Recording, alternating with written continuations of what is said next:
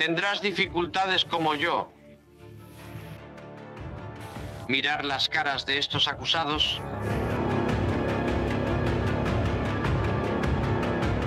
y creemos que en este siglo XX los seres humanos podrían infligir tales sufrimientos. Los nazis estaban muy preocupados por purificar y limpiar la sociedad alemana.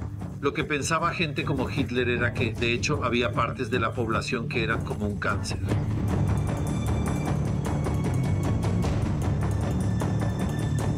Y lo que había que hacer era eliminar a esa parte de la población. La persecución de los judíos fue una política continua y deliberada. Se promovió el antisemitismo para dividir y amargar a los pueblos democráticos.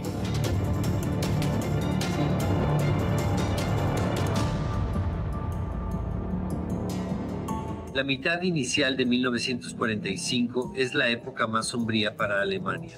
Boletín: Adolf Hitler ha fallecido. Su muerte no preocupa mucho al mundo. Millones han rezado y ahora están agradecidos por la justicia. En caso de muerte de Hitler, el Tercer Reich obviamente colapsa por completo. Está basado completamente en la autoridad y carisma del propio Hitler.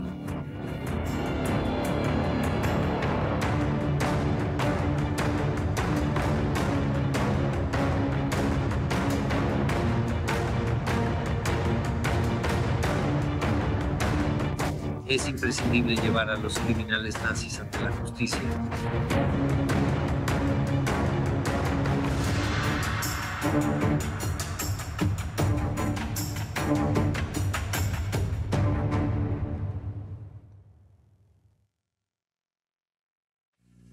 En 1920 comenzó Hitler. Entonces se le consideraba solo una broma, un crack delirante.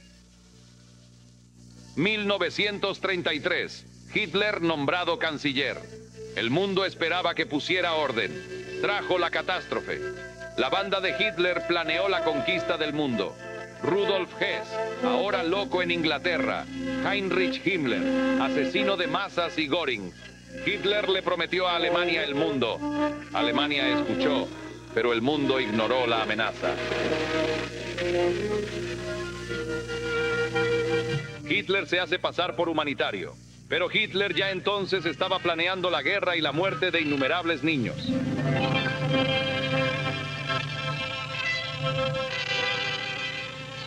...1938, el año de Múnich. En Berchtesgaden hubo apaciguamiento, el sacrificio de Checoslovaquia, Polonia, Noruega, el baño de sangre europeo.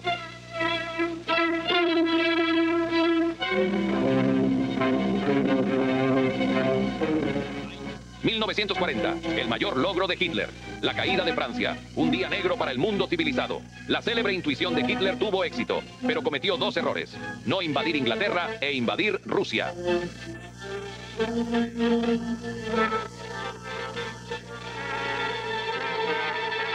No habrá monumentos como homenaje a Hitler, pero sí existen millones de ellos.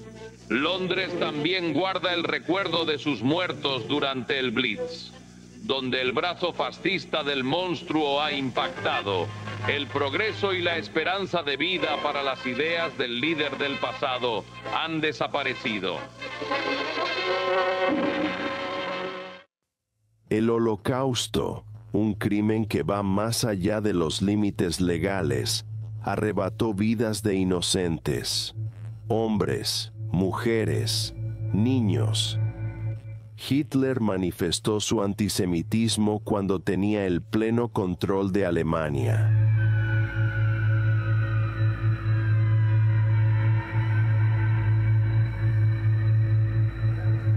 La discriminación de los judíos en Alemania fue legalizada tras la llegada al poder de los nazis en enero de 1933. Se promulgaron leyes para deshumanizar y despojar a los judíos de su ciudadanía alemana.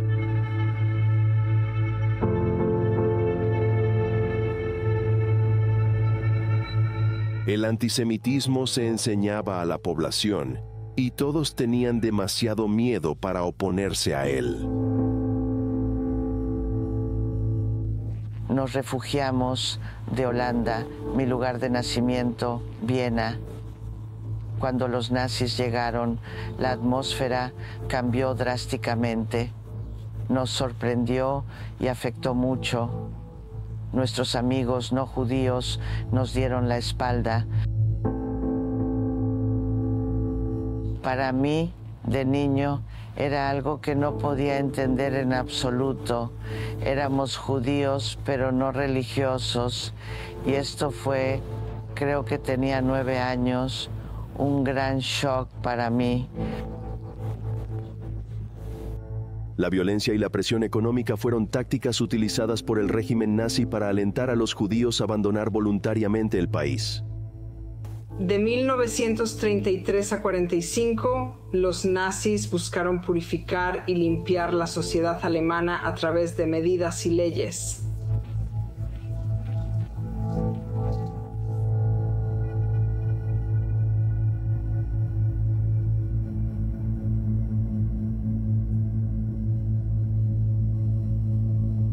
Lo que Hitler pensaba era que existían partes de la población que eran como un cáncer y había que eliminar esas partes o eliminar a aquellas personas que eran débiles y causaban enfermedades. Por ejemplo, los alcohólicos crónicos, aquellos con autismo severo o incluso leve, aquellos que tenían enfermedades degenerativas o hereditarias, debían ser eliminados de alguna manera. Así surgió un tipo de medicina que hoy en día no entenderíamos, ya que pensamos que la medicina está para ayudar a los más vulnerables y a las personas enfermas. Sin embargo, la medicina nazi buscaba esterilizar a las personas enfermas para que no pudieran transmitir genes defectuosos o simplemente matarlos. Además de deshacerse de las personas enfermas y que eran consideradas una enfermedad para la población, los nazis también deseaban eliminar a aquellos que consideraban malignantemente como cáncer. Me refiero, por supuesto, a los judíos, gitanos, sinti, romaní, homosexuales y a cualquiera que los nazis consideraran maligno. La solución para ellos era simplemente extirparlos.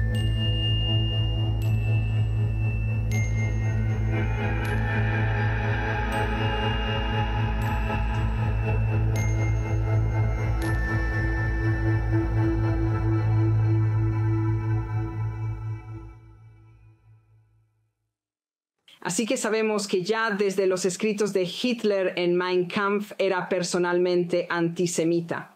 Y lo que vemos una vez que el Tercer Reich llega al poder es su antisemitismo personal traducido en política de Estado.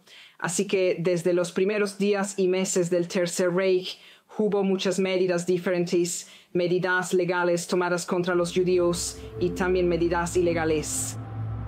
Como prometió en Mein Kampf, Hitler consideró a los judíos de Alemania como enemigos internos. Esto se tradujo en leyes que les despojaban de su ciudadanía alemana y les excluían culturalmente, llegando al extremo de prohibirles el acceso a piscinas públicas. Este tipo de exclusión política y cultural hacia la comunidad judía era extremadamente terrible.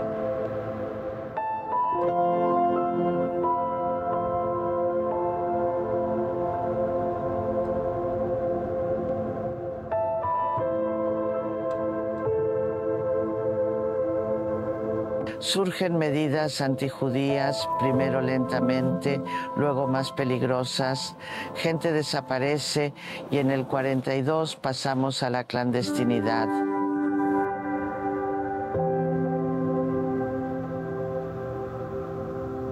A los judíos se les prohibía caminar por las calles y ejercer sus profesiones. Mi padre ya no podía trabajar. Al comienzo llevábamos un brazalete blanco con una estrella de David azul. Más tarde la cambiaron por una estrella amarilla que debíamos portar. Todos los judíos en Europa debían llevarla en el torso. Salir sin ella podía llevar al fusilamiento. En 1938 llegamos a la clave del antisemitismo nazi, la noche del 9 al 10 de noviembre, conocida como Reich Kristallnacht o Noche de los Cristales Rotos.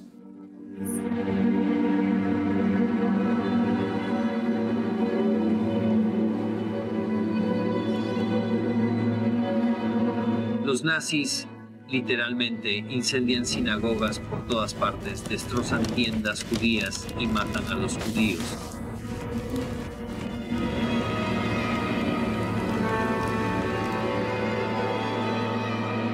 Cerca de 100 personas murieron durante la noche y entre 20 y 30.000 judíos alemanes fueron llevados a campos de concentración.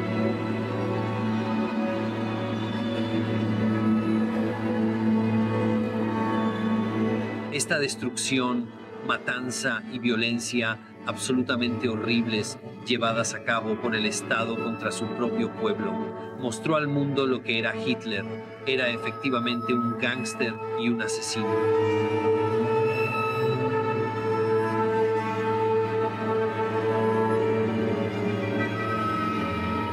Después de la Noche de los Cristales Rotos, la situación de los judíos alemanes fue empeorando desde entonces hasta la guerra y por supuesto también durante la guerra. Se les empobreció, se les hizo pagar una gran multa expiatoria, se les quitó dinero para pagar esta calamidad que supuestamente habían provocado ellos mismos.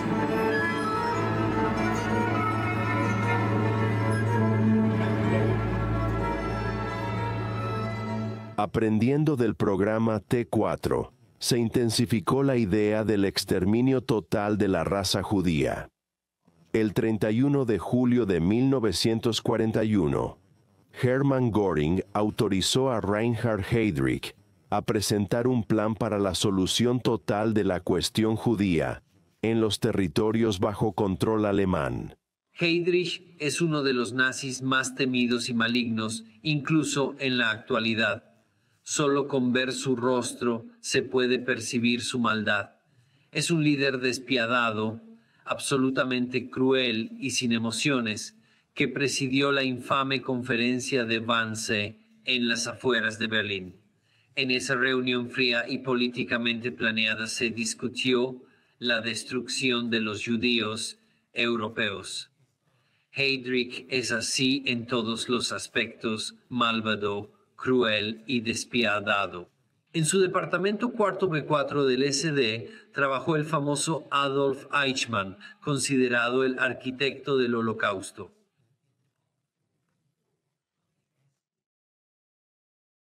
El objetivo de la conferencia era lograr la cooperación de los líderes gubernamentales de varios departamentos en la implementación de la solución final para la cuestión judía. Durante el encuentro, Heydrich describió cómo se reuniría a los judíos europeos y los enviaría a campos de exterminio, donde serían asesinados. La conferencia duró aproximadamente 90 minutos. Para ese momento, los judíos ya estaban siendo asesinados. En la Unión Soviética se construía un nuevo campo de exterminio en Belzec y se estaban planeando otros campos. La decisión de exterminar a los judíos ya estaba tomada. Y eso es exactamente lo que ocurre en las cámaras de gas de Treblinka, Chelmno y Auschwitz y lugares por el estilo. Es una forma de esterilización racial. Es la higiene racial nazi, como se la llamaba. Es un término repugnante para una cosa horrible, y eso es lo que tiene lugar.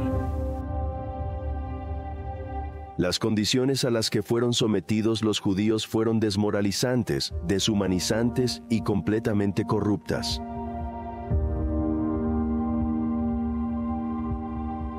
Y mi padre incluso dijo, ¿sabes? Solo vamos a trabajar y volver a casa. Pensó. Eso no fue lo que sucedió. Mi padre fue llevado a la cámara de gas y mi madre también. Y yo me quedé con mi hermana.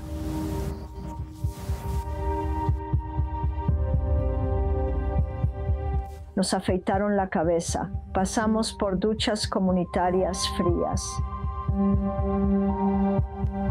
Y cuando salimos al otro extremo, nos pusimos el atuendo del campo de concentración, las chaquetas y las faldas a rayas. Y cuando nos mirábamos unos a otros, seguíamos siendo el mismo grupo, pero teníamos un aspecto tan diferente que no podíamos reconocernos.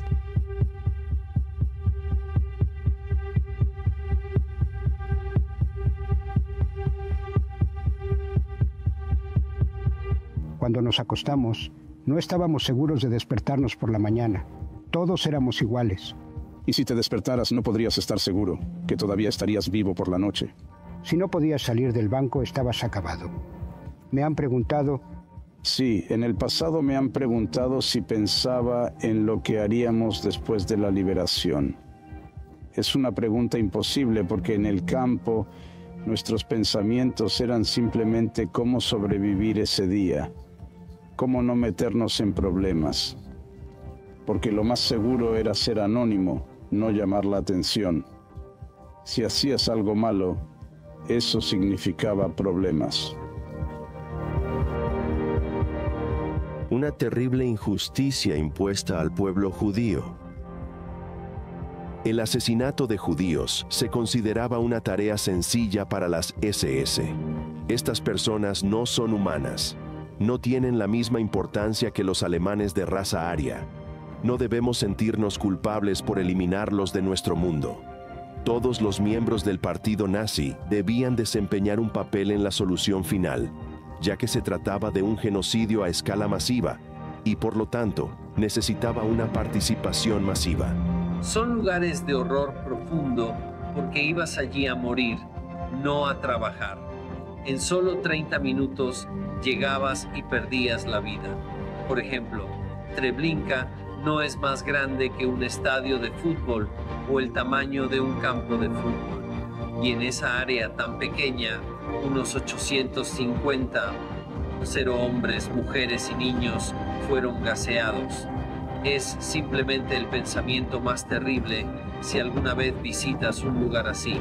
Los judíos eran masacrados disparándoles al lado de grandes fosas para luego ser enterrados. Esta forma fue el más horrible de genocidio. Disparar a un bebé en la cabeza frente a su madre y luego disparar a la madre era parte del trabajo diario.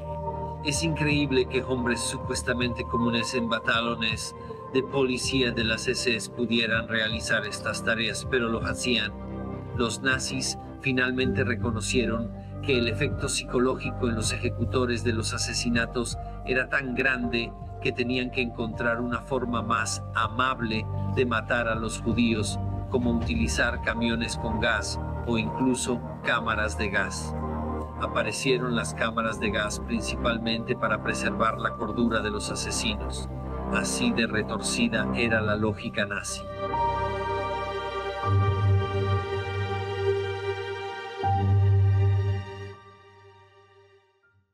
Abril de 1945. El Tercer Reich se desmorona. Años de terror bajo la despiadada dictadura llegan a su fin, y para los nazis comienza la carrera para escapar de Europa. Incluso durante la Segunda Guerra Mundial, los aliados se dieron cuenta de que era absolutamente vital que los criminales de guerra nazis deben ser llevados ante la justicia. Retirada nazi. Desde el norte de Francia, más titulares sobre la huida precipitada de alemanes. Ataque aéreo récord, culminando la ofensiva total para derrocar a Hitler. Alemania bajo presiones explosivas. Enfrenta una gran ruptura. Ejército desmoronado. Miles de nazis muertos en carreteras por nuestro poderoso avance. Tanques rupturados. Equipo nazi destrozado. Armas falsas. Muñecos de madera montados en carros que no nos engañaron. Artillería de Herzog hace reír a los canadienses.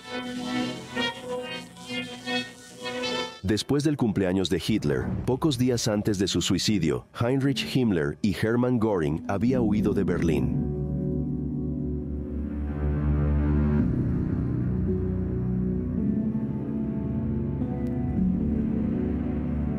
Después de conocer esta información, Hitler reescribió su último testamento político para reflejar su enojo por su traición.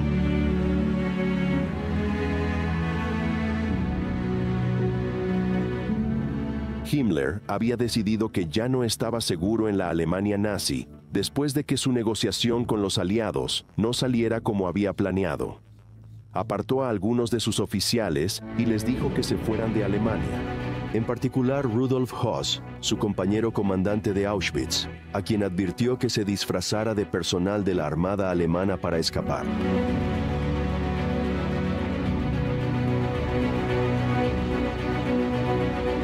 Göring lleva meses planificando su vida sin el Führer. Después de volar su propia residencia y sacar todas sus posesiones de Berlín, Göring está dispuesto a escapar de su vida con el partido nazi.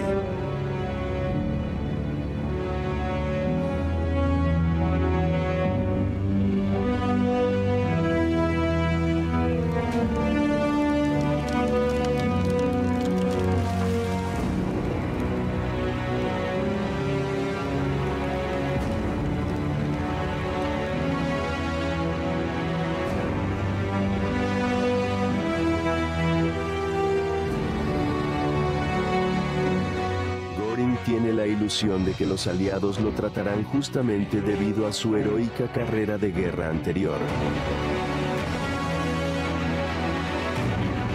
Himmler y Göring deciden planear juntos, asumiendo que 2 es mejor que 1. Juntos pueden negociar una huida. Sin embargo, tras ser escuchado por Martin Bormann, la sombra de Hitler, sabe que sus días están contados. Himmler sabe que nunca se sacudirá la reputación de líder de los campos de exterminio y se vuelve cada vez más paranoico ante la posibilidad de que Hitler se entere de sus planes de negociar con los aliados para protegerse. Sálvese quien pueda.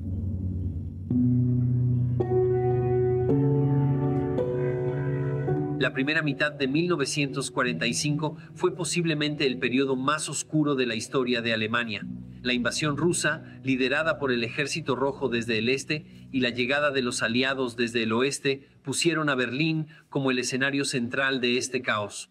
La ciudad quedó reducida a escombros, envuelta en llamas y sumida en el caos. Los nazis leales a Hitler se movían por las calles perpetrando actos de violencia, colgando a quienes no se unían a la resistencia.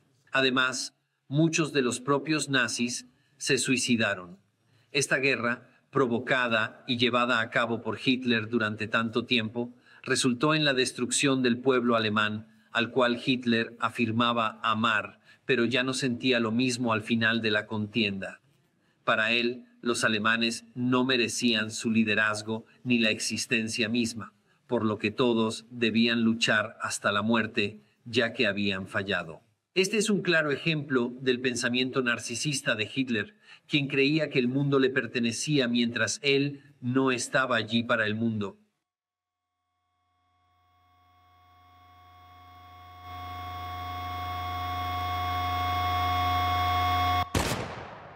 Adolf Hitler ha muerto. Boletín, Adolf Hitler está muerto. Está muerto. ¿Y cómo murió? Al mundo poco le importa. Por la muerte de Hitler, millones han rezado y millones están ahora agradecidos por la justicia. Un final cobarde para el hombre que llevó a Alemania a la Segunda Guerra Mundial. Se pega un tiro en la cabeza 28 pies por debajo de las calles de Berlín.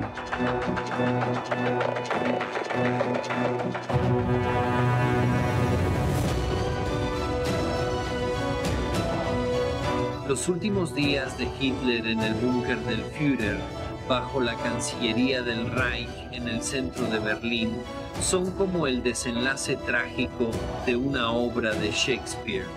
El constante estruendo de la artillería rusa retumba a su alrededor en lo más profundo de esta fortaleza subterránea de hormigón.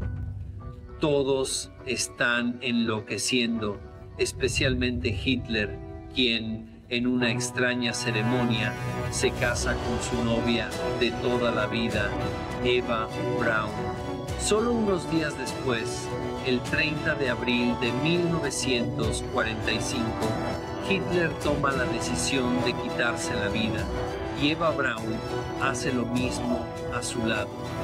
Hitler coge una ampolla de cristal con cianuro y se dispara, mientras Eva Braun se suicida ingiriendo veneno. Servidores leales de las SS retiran sus cuerpos y los llevan a un jardín en las proximidades de la Cancillería del Reich, el cual es un terreno desolado cercado por proyectiles de artillería para luego ser incinerados.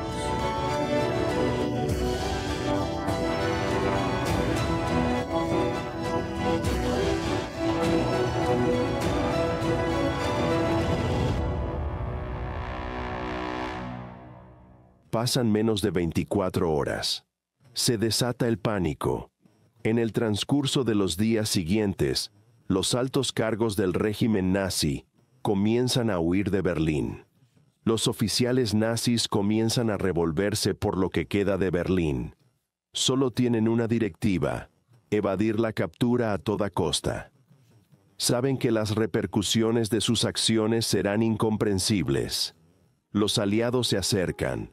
Los nazis de alto rango comienzan a sudar. El Führer ya no puede protegerlos.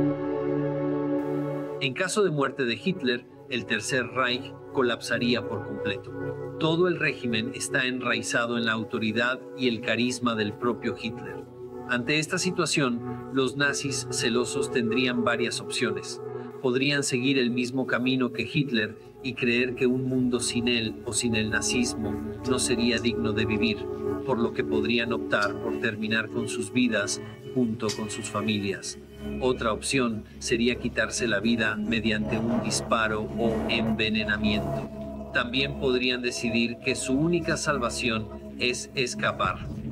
Sin embargo, saben que los aliados los persiguen y que han cometido crímenes de guerra. Aunque algunos intenten negar que dichas acciones sean crímenes, saben que aquellas personas que piensan con racionalidad podrían considerar sus acciones como criminales. Por esto, muchos de los líderes nazis deciden esconderse.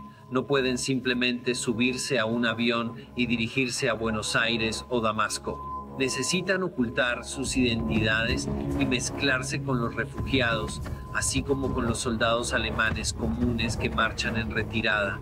Es una época muy confusa y muchos nazis, tanto de alto rango como humildes, intentan pasar desapercibidos en medio de esta confusión.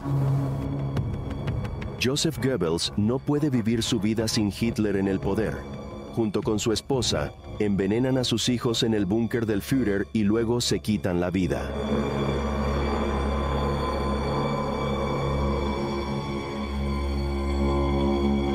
Joseph Goebbels es el encargado de la propaganda nazi, abarcando el cine, los libros y la incipiente televisión. Controla todos los métodos de comunicación para difundir eficazmente el mensaje nazi. Además, está casado con Magda, una mujer rubia muy llamativa. Anteriormente, Magda había estado casada con un adinerado industrial alemán, pero después de divorciarse, contrajo matrimonio con Goebbels, conocido por ser un seductor. Sin embargo, lo que llama la atención en el matrimonio de Goebbels y Magda es la fuerte conexión emocional que ambos tienen con Adolf Hitler. Hitler idolatra a Magda y la considera el prototipo de mujer perfecta en el régimen nazi. Además, Magda muestra completa devoción hacia Hitler, mientras que él siente un afecto inmenso por ella. Su relación es esencialmente de amor. A pesar de esto, Hitler también ama a Goebbels y quiere que él y Magda tengan hijos juntos. Aunque Magda ya tiene hijos de su matrimonio anterior, desea tener más. Así, ambos deciden casarse como una forma de acercarse aún más a Hitler. El líder nazi visita a la pareja Goebbels sin ser invitado, pasando largas noches charlando con ellos. Magda disfruta de esa atención, mientras que Hitler adora recibirla. Goebbels, por supuesto, siente celos, pero también está emocionado de tener al Führer en su hogar, siendo parte del poder central. En ese momento, Goebbels no tiene tanto poder como alguien como Hermann Göring, pero gracias a esta peculiar relación de triángulo amoroso nazi, su posición se hace más relevante. Además, Goebbels se pone muy celoso de la relación entre su esposa y Hitler, ya que este último adora a Magda. Como muestra de su amor y lealtad a Hitler, la pareja decide poner a sus 6 hijos nombres que comienzan con la letra H. Esto demuestra la perversión en este tipo de amor y afecto. Heinrich Himmler sabe que es el primero de la lista. Sabe que no se saldrá con la suya con lo que ha hecho. La sangre ha manchado sus manos.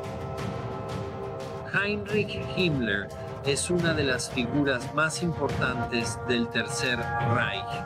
Es conocido principalmente por liderar las SS, una fuerza armada de élite nazi independiente del ejército.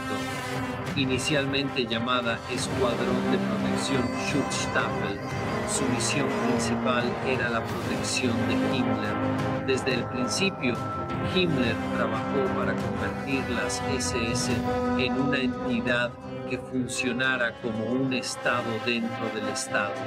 En su apogeo, tenía a su cargo una vasta organización con diferentes funciones. Por un lado, había una rama civil y administrativa que tenía múltiples responsabilidades e influencia. Por otro lado, estaban las Waffen-SS, las SS armadas, quienes se encargaban de combatir en la guerra. Estas tropas eran reconocidas por ser extremadamente malvadas y mortíferas. Además del ámbito militar y administrativo, las SS también estaban encargadas de dirigir la red de campos de concentración. No solo llevaban a cabo los exterminios, sino que también se apropiaban de la riqueza de los prisioneros, en su mayoría judíos y otros esclavos. Esta riqueza era utilizada y vendida a grandes industrias alemanas que pagaban por ello. De esta manera, las SS acumularon inmensas cantidades de riqueza, convirtiéndose en una organización excepcionalmente rica. Además, también tenían el control sobre las fuerzas policiales. Dentro de este sistema, Himmler ocupaba la cima como líder máximo. A pesar de no tener la apariencia típica de un ario rubio, ya que era pequeño de estatura y no muy atractivo físicamente, logró consolidar su poder gracias a su inteligencia y astucia, aunque también sufrió de problemas psicosomáticos y tenía una obsesión por el misticismo y el ocultismo. Himmler trató de crear una imagen mítica de las SS, comparándola con la corte del rey Arturo. Incluso tenía un castillo llamado Wewelsburg, en el cual había una habitación destinada a conmemorar la grandeza de las SS. Esta idea puede parecer una locura, pero demuestra la mentalidad de Himmler. Sin embargo, más allá de sus extravagancias, fue un manipulador inteligente que acumuló poder y riqueza a través de las SS. Es importante reconocer que Himmler también fue responsable del Holocausto, ya que fueron las SS quienes llevaron a cabo gran parte de los asesinatos.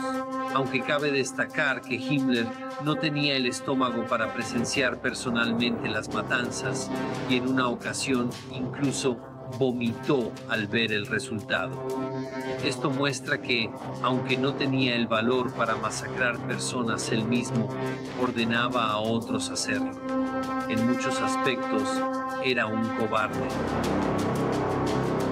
Los aliados se están acercando y las probabilidades de una fuga exitosa están disminuyendo día a día. Los soldados aliados saben a quién buscar. Se les acabó el tiempo. Considerado el sucesor de Hitler por los aliados, Hermann Göring era el objetivo principal. El ejército estadounidense avanza y entra en Berlín con el firme propósito de capturar a todos los oficiales nazis para llevarlos a juicio por sus atrocidades. En 1943 se publicó la Declaración de Moscú, la cual anunciaba que los criminales nazis serían perseguidos y llevados ante la justicia. Este documento cumplía dos propósitos. En primer lugar, enviar un mensaje claro a los criminales de guerra de que no escaparían de las consecuencias, ya que los aliados ganarían la guerra y les buscarían. Además, la población de los territorios ocupados podía ver esta declaración y confiar en que los aliados tomarían acciones. Esto hacía que los criminales se pensaran dos veces antes de cometer actos violentos contra nosotros, sabiendo que los aliados vendrían por ellos al finalizar la guerra.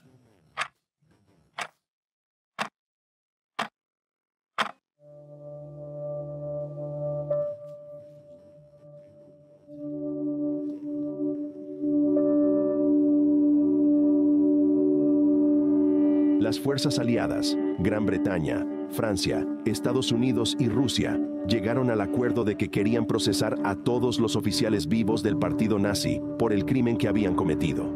Los 4 países aliados tenían sistemas judiciales diferentes y decidieron que, en lugar de juzgar a cada hombre 4 veces, debían llegar a un acuerdo sobre cómo llevar a cabo los juicios. En la Carta de Londres para los Juicios de Nuremberg, celebrada en agosto de 1945, los países aliados acordaron un sistema de juicios y tribunales en el que cada país contaría con la presencia de un juez. Los juicios de Nuremberg fueron un momento histórico relevante y único en el que las potencias aliadas llevaron a los líderes nazis responsables de actos atroces ante la justicia. Estos líderes eran representantes clave de organizaciones nazis que habían cometido crímenes de guerra contra la humanidad y contra la paz. La elección de Nuremberg como sede de los juicios fue muy acertada, ya que esta ciudad bávara, la segunda más grande, fue testigo del ascenso al poder de los nazis. Además, allí se promulgaron las leyes raciales nazis conocidas como las leyes de Nuremberg en 1935. Asimismo, el partido nazi celebraba sus mítines anuales en Nuremberg, convirtiéndola en un punto central del régimen. Con la celebración del Tribunal Militar Internacional y otros juicios en esta ciudad, los aliados esperaban poner fin al régimen nazi y sus atrocidades. El Tribunal Militar Internacional, conocido como los Juicios de Nuremberg, se llevó a cabo en el intacto Palacio de Justicia de Nuremberg por su carga simbólica y porque no había sido bombardeado. Entre 1945 y 1949 se realizaron varios juicios en Nuremberg. Sin embargo, el más conocido es el Tribunal Militar Internacional, que procesó a 20 altos cargos nazis. Este proceso demostró que la justicia no solo podía ser impartida por un solo país, sino por todos los aliados, franceses, rusos, estadounidenses y británicos.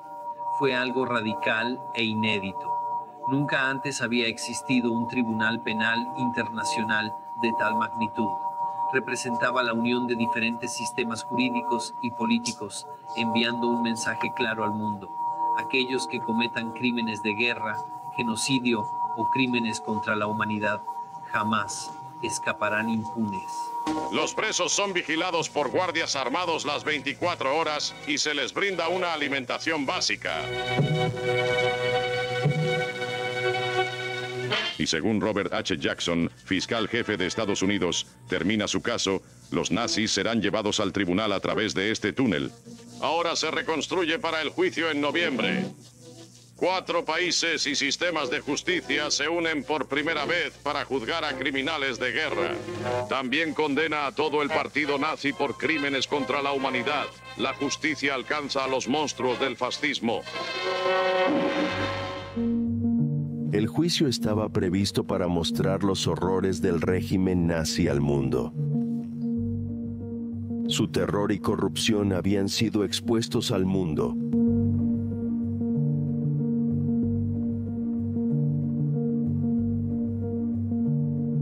Y ahora iban a pagar.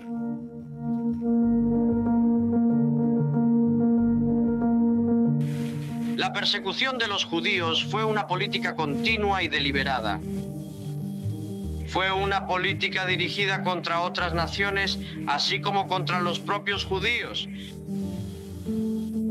Se promovió el antisemitismo para dividir y amargar a los pueblos democráticos y suavizar su resistencia a la agresión nazi. ¿Tendrás dificultades como yo? Mirar los rostros de estos acusados y creer que en este siglo XX los seres humanos podrían infligir tales sufrimientos, como se demostrará aquí, a sus propios compatriotas, así como contra los llamados enemigos inferiores. Decidieron 3 cargos principales que enfrentarían los funcionarios nazis y que a cada uno de ellos se le permitiría un abogado defensor. Si estos hombres son los primeros líderes de guerra de una nación derrotada en ser procesados en nombre de la ley, también son los primeros a los que se les da la oportunidad de abogar por sus vidas en nombre de la ley.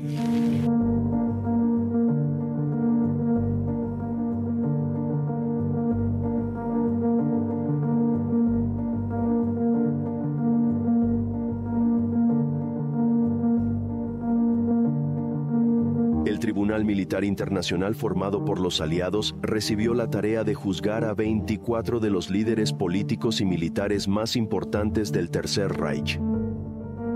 El objetivo, llevar a los criminales nazis ante la justicia, llevando tranquilidad a los supervivientes y a las familias de las víctimas. Entonces el juicio fue racional y civilizada a la irracionalidad y la brutalidad del régimen nazi. Planes de retransmitirse en directo, este juicio pasaría a la historia, una de las ejecuciones de justicia más simbólicas.